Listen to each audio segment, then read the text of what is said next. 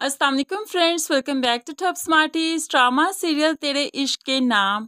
रौनक जहां के मरने की सबसे बड़ी खुशी तो अल्तमश को हुई कि उसके और रुतबा के रास्ते का कांटा बहुत आसानी से निकल ही गया, क्योंकि वो अपनी बेटी की खातिर इनके एक होने में रुकावट हो रही थी।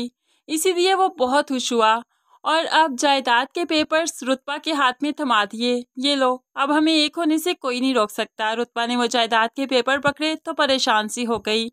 तो फिर हो रशीद भी रुतबा से मिलने आया और उसे कहने लगा, मैं जानता हूँ हमारे रास्ते अलग हैं और मैं ज़बरदस्ती ये रिश्ता तुम पर मुसल्लत करना भी नहीं चाहता, इसलिए बहुत जल्द तुम्हारी ख्वाहिश पूरी कर दूंगा। अब यहाँ पर हो रशीद ने तलाक की बात की कि वो बहुत जल्द तलाक के पेपर्स रुतबा को भिजवा देगा, जो कि रुतबा ऐसा नहीं चाहती। इसलिए रुतबा भी सोच में पड़ गई कि उसे अब हो रशीद को सब कुछ बता देना चाहिए, जो कि हो रशीद का हक भी है कि अपनी बीवी के बारे में सब कुछ उसे पता होना चाहिए। दूसरी तरफ तस्मीन भी अब पाकिस्तान वापस आ गई और वो गांव भी आई। गांव की हरियाली उसे बहुत ही अच्छी लगी कि यहाँ पर तो वो बच्चों के जैसे खेलने लगी और हो रशीद भी उसे देखकर खुश हुआ। लेकिन हो रशीद उसे मोहब्बत नहीं करता, सिर्फ उसकी इज्जत करता है। तो फ्रेंड्स, आपको क्या लगता है, तस्मीन गाँव आई है या हो रशीद को उसका सिर्फ ख्याल ही आएगा? यहाँ पर तो अस्का की बहुत ही बुरी कंडीशन है, सबसे माफ़ी मांगती है लेकिन कोई भी उसे माफ़ करना नहीं चाहता। आखिरकार आरफा को उस पर रहम आ जाता है कि जो भी है तो मेरी बहन, इसीलिए वो उसे माफ़ कर देती है, क्योंकि आरफा को ऐसा लगता है कि इसकी ज़िंदगी जितनी हादी हो चुकी है कि ये आगे चलकर खुदकुशी ही कर लेगी। अब आरफा रुतबा से भी इस बात का इजहार करती है, मुझे ऐसा लगता है कि अस्का की ज़िंदगी जितनी बेमायनी हो चुकी है वो ज़रूर कोई इंतहाई कदम उठाएगी। तभी रुतबा उसे समझाने लगी, ऐसा कुछ नहीं होगा, इंसान जब ठोकर खाता है तो चलना और जीना आ ही जाता है।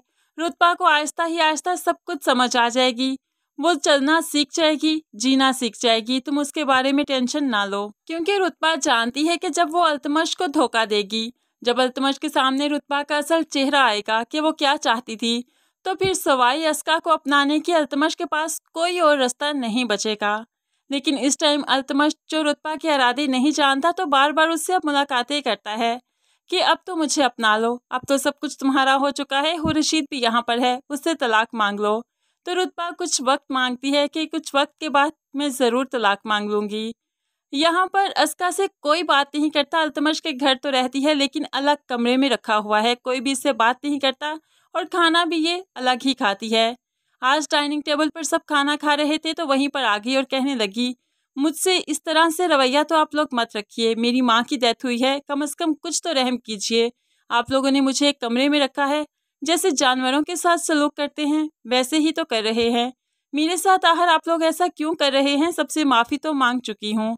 तो अल्तमश कहने लगा, किसने कहा तुम एक कमरे में रहो, तुम यहाँ से इस घर से जा सकती हो, तुम्हारी इस घर में अब कोई जगह नहीं। तो अस्का को इस घर से भी निकाल दिया जाएगा कि मजबूरन उसे अपनी माँ के घर ही जाना पड़ेगा, जहाँ पर जाकर आरफा ही अपनी बहन को अब सहारा देगी। तो फ्रेंड्स, क्या आपको भी लगता है कि अस्का खुदकुशी कर लेगी या उससे पहले ही अल्तमश रुतबा से ठोकर खाने के बाद अस्का को अपना लेगा?